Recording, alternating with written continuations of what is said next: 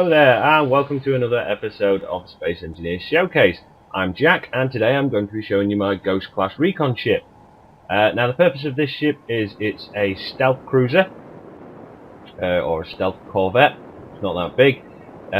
Basically its purpose is to go into hostile environments and scout ahead in front of the rest of the fleet to find out enemy positions, what sort of ships they've got, if they've got any bases and things like that. The front end of the ship is admittedly quite an acquired taste. The whole look I was going for was sort of like a stealth bomber type of thing, which I sort of pulled it off in my own unique little way.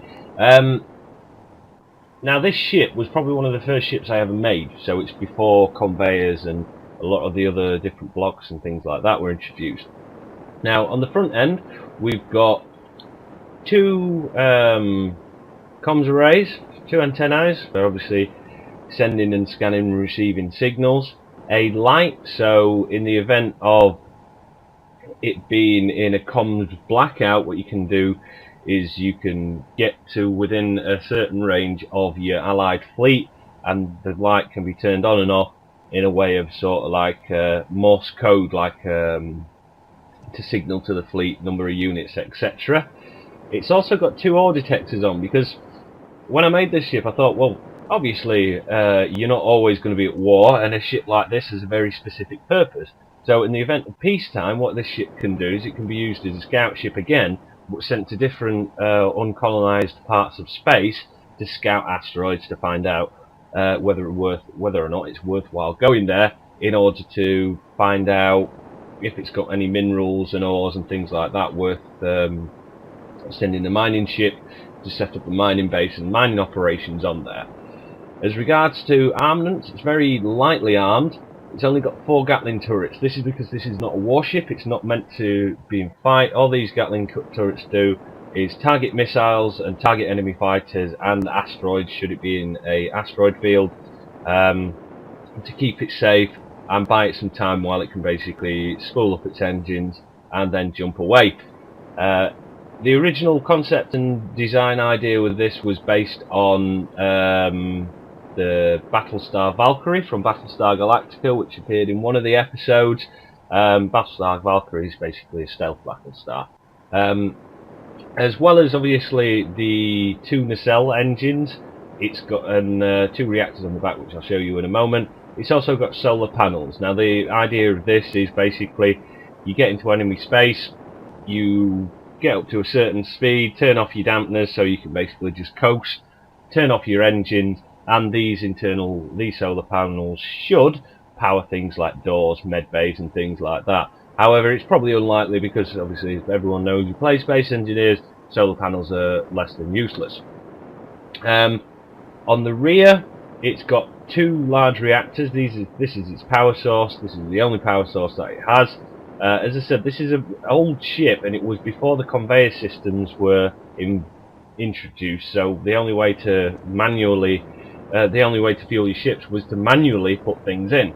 Now when conveyors and connectors and things like that came out, I did change this and add a conveyor system in, but I didn't bother covering these up because I'd also made a survival map scenario for this, which I'm going to release at some point in the future once I've basically finalised it, and so you can see more on that. I'll probably do a video on it as well.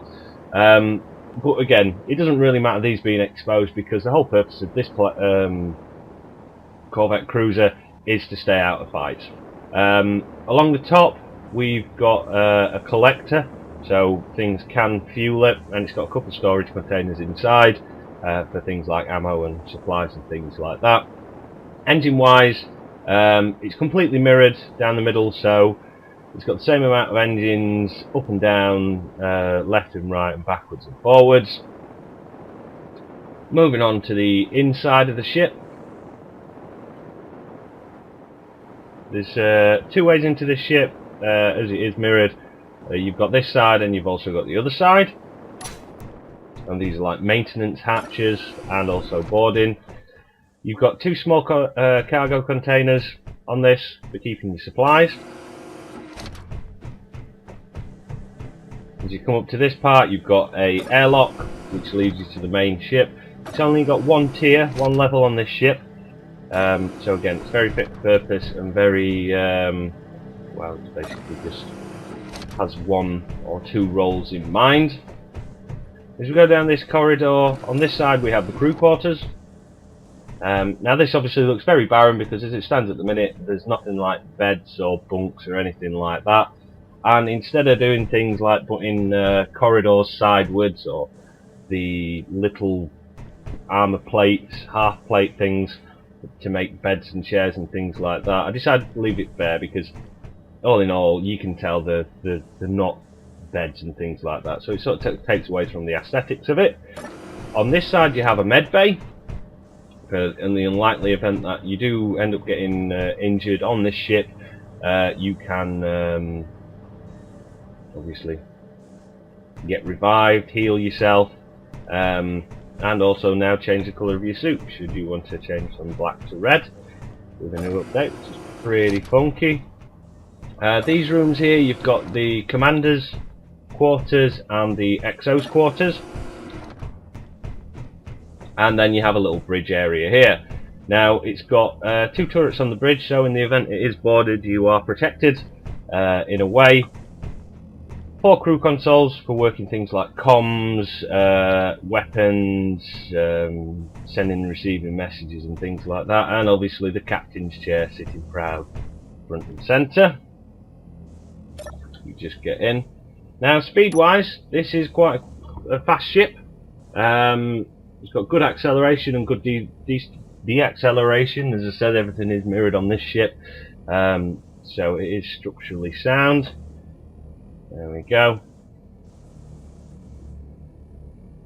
And another feature that I added on this particular ship is the use of the grouping, which was on quite a while ago now. We've got main lights, so on a everyday basis when you're just cruising through space during a time where there's no potential fights or you're not on mission, you'd have your main lights. But in the event you go into a mission scenario, you turn on the red alert lights, turn these lights off. Okay. And then everything is lit up all down the ship where crew would be. And you can see now we're in a status of red alert, so potentially there's going to be something happening apart from in the crew quarters. Oops, fix that. Yeah, put it like that. But yeah, that's the basic principle of it. I've got two different sets of lights which basically tell the crew that you are now in a red alert status, so get to battle stations and prepare to execute the mission. So that is basically it as far as the ship's concerned. As I said, it's a very simple ship, it's very fit for purpose, with very few commodities in the way of luxury, but that's how I like to build warships. I do like to take ideas from things like submarines and old warships from like the Second World War, like old battleships and things like that. So thanks for watching. I will be releasing this on the workshop. I've been Captain Jack Gumption. Thank you for watching, as I said, and until next time.